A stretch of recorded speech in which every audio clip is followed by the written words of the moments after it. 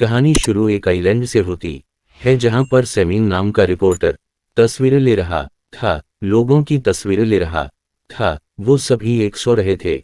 न जाने सलीम पर 3 दिन पहले क्या हवा था कि अब तक सब एक सो रहे थी और जाग ही नहीं। कोई स्विमिंग पूल मिस हो गया तो कोई बस नहीं, कोई होटल मिल तो कोई चर्च भी सोया रहा। सभी के अंदर किसी भी तरह का बदलाव नहीं हुआ था। बस फर्ज सिर्फ इतना था कि अगर इस इंसान को इसकी जगह से सोते हुए ही लाया जाता तो इनका ब्लड प्रेशर अचानक से बढ़ जाता था। ये तो जो जहां था इसे वहीं पर छोड़ दिया गया। ये सर्चरस और डॉक्टर्स सभी सलीम पर आकर सबको चेक करते हैं, मगर किसी को भी उनकी बीमारी का पता नहीं चलता कि आखिर असाइलन पर हुआ क्या था। मगर हैरानी की बात ये थी कि जो लोग ये सिल पर बाहर से आई थी उन पर इस चीज का कोई असर ही नहीं था। उसीलिए सभी अपना कैंप डालकर इधर ही इस लैंड पर रहने लगे थे ताकि वो इसके पीछे की वजह जान पाएं। साथ ही किसी भी रिपोर्टर को यहाँ पर आने की इजाज़त नहीं थी। लेकिन रिपोर्टर से मेवे जिसको हमने कहानी के शुरू में देखा वो चुपके से यहाँ पर आ गया था और बस की तस्वीरें ले रहा होता है जहाँ पर सभी लोग बहुत ही सुकून और इत्मीनान से एक सो रहे थे। वो बस में एक औरत के हाथ में गोल्ड फशद गोल्डन मछली को पकड़ते हुए देखता है जो हीर जल रही थी। उसीलिए सैमुअल उसे अपने साथ लेता है ताकि वो इस मछली से बात कर सकें और इसे अकेलापन भी महसूस ना हो। सलीनत पर परिंदे और जानवरों को कुछ भी नहीं हुआ था। अब तस्वीरें लेने के बाद समय एक घर में जाता है जहां पर बिस्तर में एक लड़की एक सो रही थी जिसका नाम सटीला था।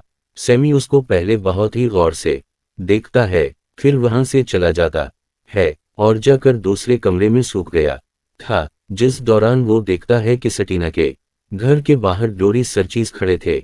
सैमुले उनको छपकर देख रहा था। असल में जैसा कि हमें पता है इधर किसी भी रिपोर्टर को आना मना था। अगर सैमुअल के बारे में इन्हें पता चल जाता तो उसे मिल को सजा भी हो सकती थी। अब उनके जाने के बाद से मिल्लत चुप जब दूसरे कमरे में जाकर एक सो जाता है तब ही सोते हुए वो एक सपना देखता है। उसे अपने सपन में वही लड़की सटीला नजर आती है जिसके घर में वो एक सो रहा था। सटीला एक मॉल में कुछ चीजें खरीद रही थी। वो जब उसको उसके नाम से पुकारता है दुस्तीला हैरानी से उसकी तरफ देखती है और पूछती है कि तुम्हें मेरा नाम कैसे पता। कभी इसकी नींद खल जाती है।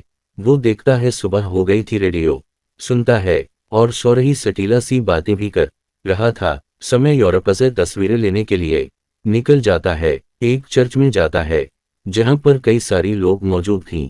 वो उनकी तस्वीरें लेता है और फिर कुछ तेरा नाम करने के लिए इन्हीं के बीच में बैठ जाता है। जदुर इसकी आंख लग गई थी। वो सपन में फिर से सटीला को देखता है। इस बार वो दोनों आमने सामने बैठे थे। सटीला समूह से पूछती हैं कि क्या इधर तुम पैसे कमाने के लिए आए हो। इसे मूल कहता है नहीं, मैं इधर बस कुछ तो तजुर्बा हासिल करना चाहता हूँ जिसके बाद मुझे आने वाले कल में शोहरत मिल सकती है, तब ही भेजें। इसकी आंख खल जाती है और वो चुपचाप वापस सटीला के घर आ गया था जहां पर वो सटीला के चीजों को देखने लगता है। तो फिर उसे एक डायरी मिलती है जिस को सटीला हर रोज लिखा करती थी। सैमुअल इसकी डायरी को पढ़ने लगता है। अब वो जैसे जैसे डायरी को पढ़ता जा रहा था इसे लगता है कि जैसे वो पता नहीं इस डाला को कितने अरसे से जानता हो। अब उसी तरह हर रोज सटीला संभाल से आ कर बातें गया करती। सैमुअल से पूछता है कि लंबी नींद में तुम क्या महसूस कर रही हो। वो कहती है कभी कभी बहुत सुकून मिलता है, मगर कभी तो वैसा लगता है कि जैसे मैं बहुत ही गहराई में गिरती जा रही हूँ। वो बताती है कि मैं सबसे आखिर में सोई थी जब मैं रात में घर आ गई। मैंने सबसे पहले अपने पियानो टीचर को सोते हुए देखा था जो अचानक सी पूरी क्लास के सामने एक सो गई। और इसके बाद सी इस बीमारी में यहाँ पर कर आपने हर इंसान को अपने काबू में ले लिया। अब फिर से वो अगले दिन बाई जाता है। वो एक जगह पर खड़ी कार को देखता है जिसमें बहुत सारे गुब्बारे पड़े थे। जब वो वहां की तस्वीरें ले रहा था तो देखता है इधर सामने वाली बिल्डिंग में 2 रिसर्चर्स खड़ी है। वो उससे पहले से मिल को दें वो छप जाता है और वापस से घर आ गया था। इसे एहसास हो गया था कि अगर वो इधर ही रोका रहा तो वो कोई बड़ी मुसीबत में बच सकता है। इसलिए अब वो अपना सामान पैक करता है और यहाँ से जाने लगता है।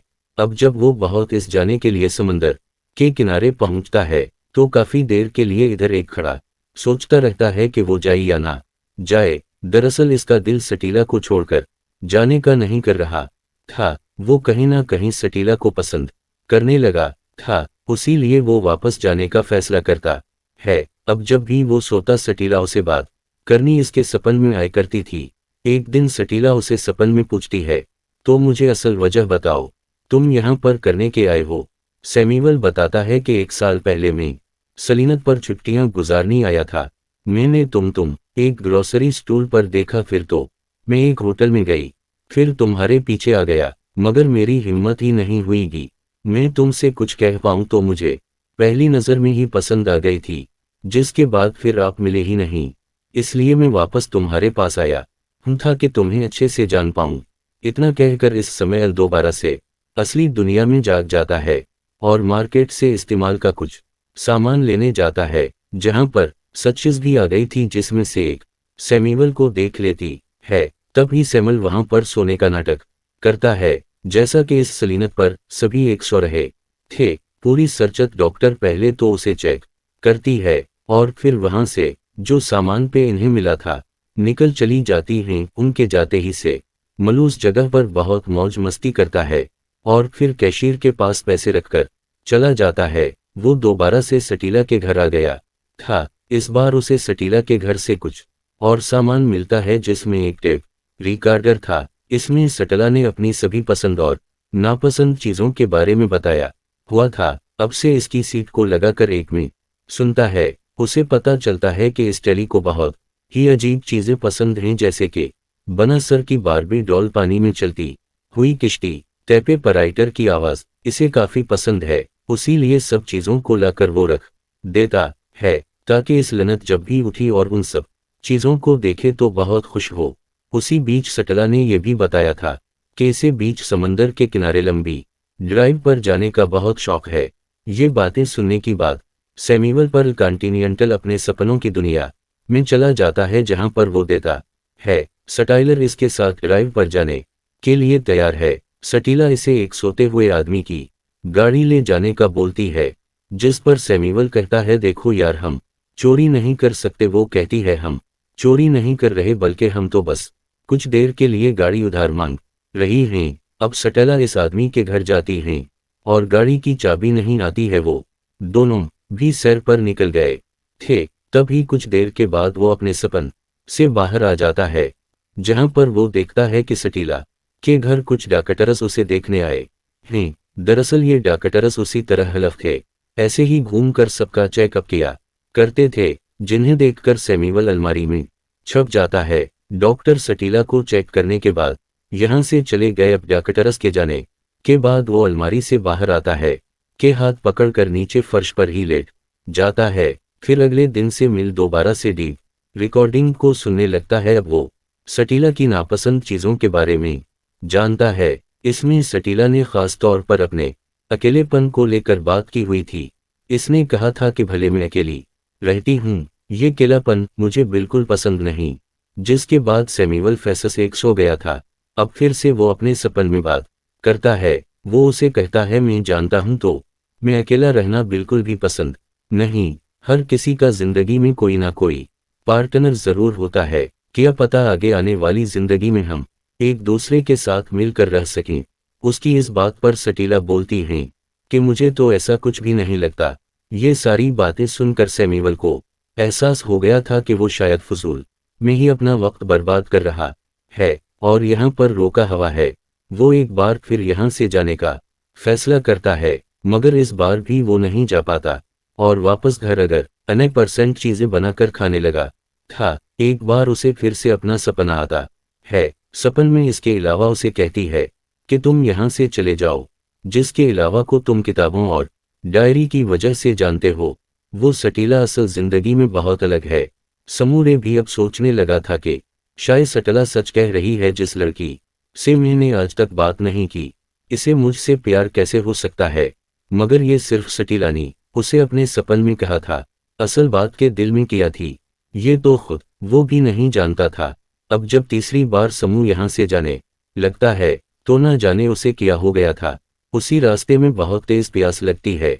इसकी प्यास बुझने का नाम ही नहीं रही थी। वो जितना भी पानी पीता इसकी प्यास और बढ़ती जाती, और उसी के साथ साथ उसे बहुत ज्यादा नींद भी आ रही थी। उसे ये बात तो पता चल जाती है कि इसके ऊपर भी अभी सलीनत की आबवाव हवा का असर होने लगा था। वो गिरते पड़ते किसी तरह भी सटीला के घर पहुंच जाता है, के हाथ पर अपना हाथ रखकर 100 गया था, मगर अगली सुबह वो जाग जाता है। मगर सैमुअल इस बात को समझ के आता, वो भी आके लोगों की तरह जल्दी नींद में जाने वाला है। उसी लिए वो तय करके बहुत सारी नोटिस लिखता है और बाकियों की तरह ही नींद में चला जाता है। जिसके कुछ दिन बाद हम देखते हैं सटीला के जिस्म भी हरकत होने लगी थी। वो नींद से जाग चुकी थी, मगर उसके जिस्म में अब जरा सी भी ताकत नहीं थी, क्योंकि वो पूरे 3 हफ्तों की नींद के बाद जागी थी। वो हिम्मत करके उठती है और किसी तरह से नल तक पहुंचकर पानी पीने जाती है, तो अभी इसकी नज़र एक दूसरे टूथ फर्श पर पड़ती है। से लगता है कि शायद इसके अलावा कोई और भी इसके घर में रह रहा है। इस बात पर उसे बहुत ज्यादा गुस्सा रहा था, क्योंकि उसे पता चल चुका था। सैमुअल ने उसकी डायरी को पढ़ा और इसकी रिकॉर्डेड बातों को भी सुना है। वो अब इसे मारकर जगाने की कोशिश करती है, मगर कोई फायदा नहीं था। सैमुअल तो उसी की तरह लंबी नींद में जा चुका था। अब उसी बीच उसे मुंह बल्कि लिखे हुए नोटिस मिलते हैं, जिस में उसने सौरय लिखा हुआ था, ताकि सटीला जब ये सब पढ़ी तो वो उसे मुआफ कर दे कि इसने उसकी डायरी और रिकॉर्डेड बातों को सुना। साथ ही इसने ये भी लिखा था कि सटला, तुम्हारा अकेलापन तभी दूर हो सकता है जब तुम लोगों को खुद तक पहुंचने दोगी। सारी बातें पढ़कर सटीला को समझ आ गई थी कि सुमियो कुछ ना भी होने के बावजूद से इतनी अच्छी तरह से समझ पाया। अब वो इसका बिल्कुल उसी तरह ख्याल रखती है। इसका रखा था अब जैसे सैमुअल सटीला के सपन में आकर उसे बातें करता था, उसी तरह अब सटीला भी से मेवे से बातें करती हैं। वो इसकी पसंद नापसंद के बारे में जानती है। इस तरह कुछ दिन गुजर गए थी। एक दिन सटीला जब सुबह को उठती है तो इधर से अम्मी नहीं था जहां पर वो सोया हुआ था। उसे पूरे घर में ढूंढती है। कभी वो उसे किचन में खड़ा नजर आता है। वो जब इसके पास जाता है तो सटीला को ये बात महसूस हो रही थी कि वो उसे मिल से पहली बार नहीं बल्कि पता नहीं कब से उसे जानती हो, बल्कि अब वो दोनों एक दूसरे से बहुत ही अच्छी तरह से बातें कर रहे थे। ऐसा लग रहा था कि वो एक दूसरे के बारे में बहुत कुछ जानते हों। हम उसी आप को देखते हैं जिसके पास मछली थी। अब वो औरत भी नींद से जग गई थी। इसके पास एक नहीं बल्कि 2 मछलियां थी, जो काम जाहिर है समाल का ही था। उसने अपने हाथ में 2 मछलियां पकड़ी हुई थीं। कहा जाता है ना कि अगर इंसान किसी चीज को दिल विल लगन से चाहे तो वो इसे जरूर मिलती है। जैसे सैमुअल को सटला और इस सलीनत पर चाहे कुछ भी था, मगर इन दोनों के लिए तो ये एक खूबसूरत हादसा था। और उसी के साथ इस फिल्म की कहानी भी यहीं पर खत्म हो जाती है।